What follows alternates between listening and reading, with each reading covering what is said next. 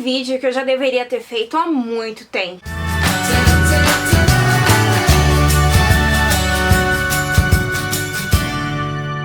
Oi gente, olá! E beleza? Eu sou a Helly, você está no canal Mundos Impressos, pronto para ir mais além de um livro que, convenhamos, não é nada muito simples. Macunaíma, do Mário de Andrade. Tem muita gente que só de ouvir o título desse livro já fica arrepiado. Dá aquele friozinho na barriga e aquela sensação de tudo, menos isso, por favor. Mas como é que o livro tem lá sua importância? Vamos lá, eu vou tentar fazer isso da maneira mais impessoal possível, porque eu particularmente não gosto de Macunaíma, e o Macunaíma como pessoa pra mim é um ser totalmente desprezível, sem contar alguns acontecimentos um tanto quanto demasiadamente desnecessários. Mas na minha posição como professora, com a importância que esse livro tem para o futuro de muitos estudantes e com a necessidade de análise, eu vou buscar algumas coisinhas que são importantes pra gente conversar. E aí, quem sabe você, assim como eu, encontra coisas até que interessantes. O livro foi publicado em 1928, com um tom que pra mim soa até como uma espécie de manifesto da antropofagia. Claro que esse foi inaugurado pelo Oswaldo de Andrade, e esse mesmo escreveu o tal do manifesto da antropofagia na mesma época. Mas caso a gente comece a falar de um texto que, além de apresentar regras, também apresenta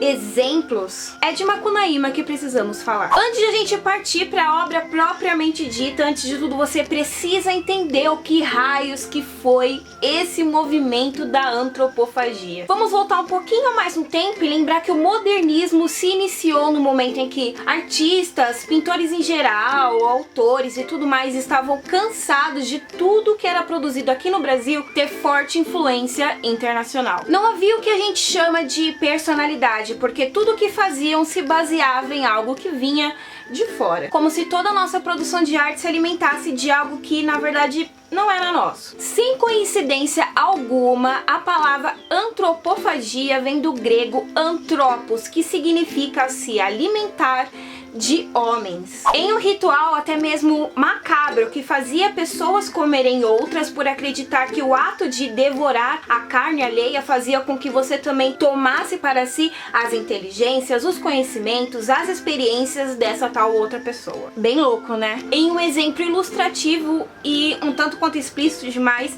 é como se a Aninha cortasse a Mariazinha em pedaços e ela colocasse sal nesses pedaços e comesse. Isso porque a Mariazinha é mais inteligente em matemática e a Aninha precisa muito passar de ano. Entenderam? Por mais irônico que isso soe, o Oswaldo de Andrade estava absolutamente cansado de produzir, com aquela sensação de que eles só tinham algo porque os outros de fora estavam lhe dando esse algo. Então ele iniciou esse movimento que tinha como principal objetivo parar de devorar o que era estrangeiro para que finalmente dessem valor pro que já era nosso. Ai meu Deus, que resumão. Mário de Andrade, então, que não era bobo nem nada, ficou pipocando sobre esse tal movimento a noite toda e falou: vou criar Macunaíma, parando de devorar tudo que é de fora para devorar o que é nosso. Não exatamente com essas palavras, mas vocês entenderam. Daí então surgiu esse índio terrível que vocês conhecem, de todas as cores,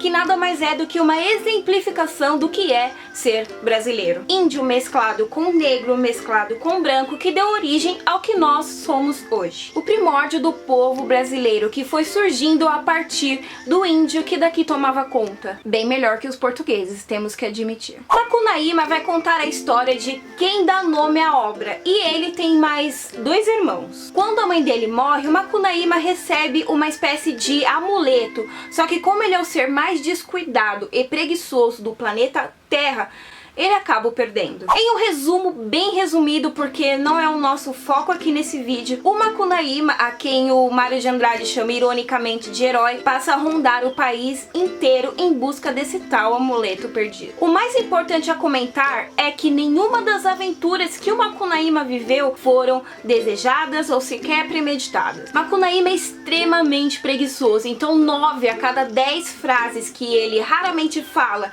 e pensa é pra dizer: Ai, que preguiça. Toda enrascada que ele se mete é sem querer. E daí vem a ironia de chamá-lo de herói. Porque até mesmo quando ele consegue alguma coisa, é só depois de muita atrapalhada que chega a dar uma baita de uma agonia. Pra você ter uma ideia, a primeira esposa do Macunaíma é conseguida a partir de um estupro em que os dois irmãos o ajudam. E essa cena é extremamente horrível. E sinceramente eu não consigo ver nada simbólico nessa cena. Pra mim, a partir de então, a gente só consegue notar o quanto o Macunaíma é um monte de erro tão grotescos que acaba se tornando uma pessoa totalmente sem caráter. Inclusive, uma das coisas que ele mais faz durante o livro inteiro é conhecer mulheres do seu jeito desprezível. Mas voltando ao lado impessoal, o subtítulo da obra, Herói Sem Nenhum Caráter, não diz respeito à maneira com que ele trata as pessoas e muito menos como ele trata as mulheres. Segundo o Mário de Andrade, Herói Sem Nenhum Caráter diz respeito à maneira com que o brasileiro não tinha caráter, no sentido de não ter personalidade, de ele não ter características próprias,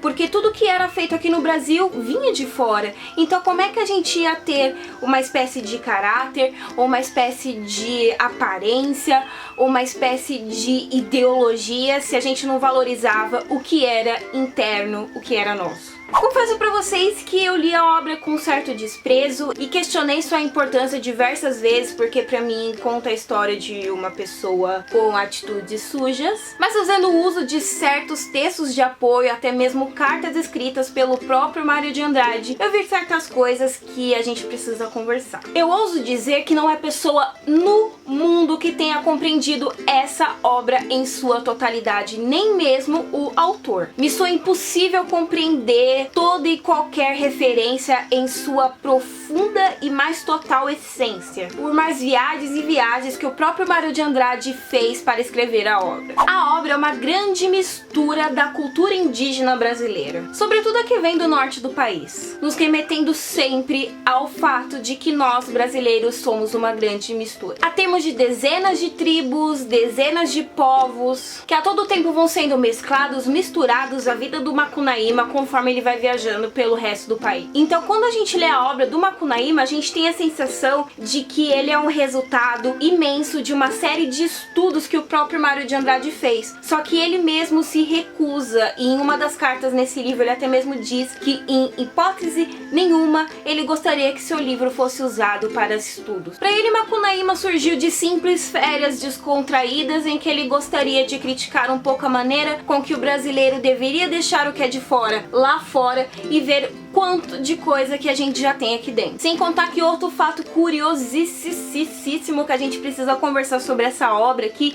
é que, segundo Mário de Andrade, no máximo ele só escreveu 2 ou 3 capítulos. O resto nada mais são do que lendas que já estavam rondando pelo país antes mesmo do descobrimento pelo povo lá de Portugal. Se ele meteu o dedinho em algo, foi pra bagunçar toda a geografia. Ele queria, de certa maneira, unificar o Brasil, sabe? Como se ele quisesse destruir essa questão de regiões, porque para ele, o Mário de Andrade, o Brasil é um país homogêneo, que muito conversa entre si. Tanto que em momento nenhum a gente tem uma espécie de norte ou uma espécie de significado ali adicionado, nem mesmo no rodapé, sob termos ou expressões indígenas, porque ele queria expressar a língua da maneira com que ela realmente era falada, da maneira com que ela realmente era vivida. Porque o tempo todo ele queria tirar o leitor da sua zona de conforto e levá-lo para a origem, e não produzir uma origem qualquer que o leitor simplesmente gostaria de presenciar.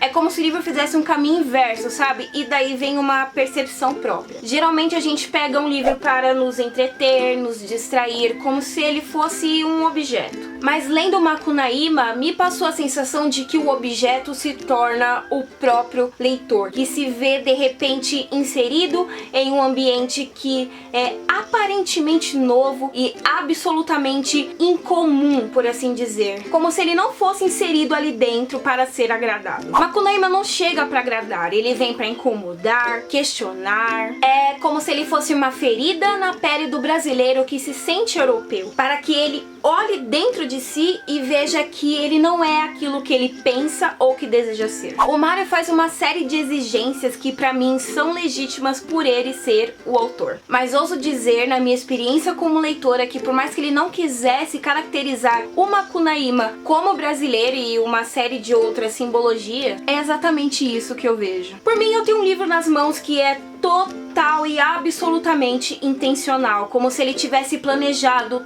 toda palavra, toda expressão que aqui ele coloca. Toda cena pra mim é marcada por simbologias e figuras de linguagem, tanto que eu sinceramente não quero soar pretensiosa por de certa maneira estar questionando o autor, mas eu não consigo ver simbologia, por exemplo, em uma cena como a do poço, em que o Macunaíma entra na água e sai branco, loiro e de olhos azuis, simbolizando o europeu. O seu irmão do meio, com menos água, sai vermelho, simbolizando o índio. E seu outro irmão, com menos água ainda, continua negro, simbolizando o negro vindo da África. Ou então na tonelada de antítese que a gente encontra no livro inteiro, como no começo em que diz que da mata virgem nasceu Macunaíma. Ou então quando dizem que com 6 anos ele não falava nada, mas quando perguntavam-lhe alguma coisa ele dizia: ai, que preguiça. Se for para resumir então em que tipo de representatividade a história principalmente se enquadra,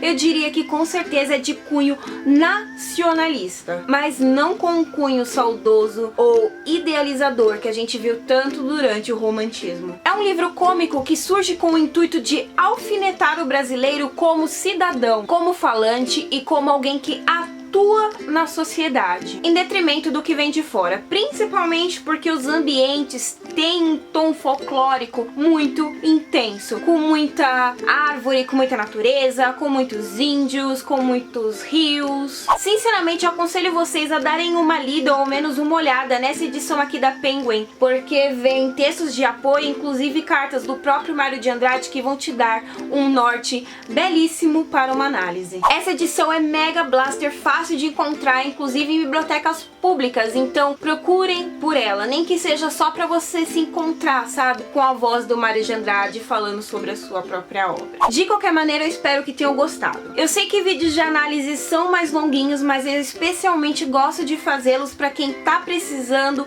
para quem tá passando por um momento mais, digamos que, acadêmico e precisa de uma visão mais aprofundada sobre determinada obra. Então, se você gosta de vídeos assim, não se esqueça de deixar o seu like caso você tenha gostado e me seguir nas redes sociais para encontrar mais análises e pensamentos literários. Obrigada por terem assistido, não se esqueçam de se inscrever aqui no canal, onde toda semana eu trago um conteúdo novinho para você que, como eu, ama muito, muito, muito esses mundos impressos que só os livros nos trazem.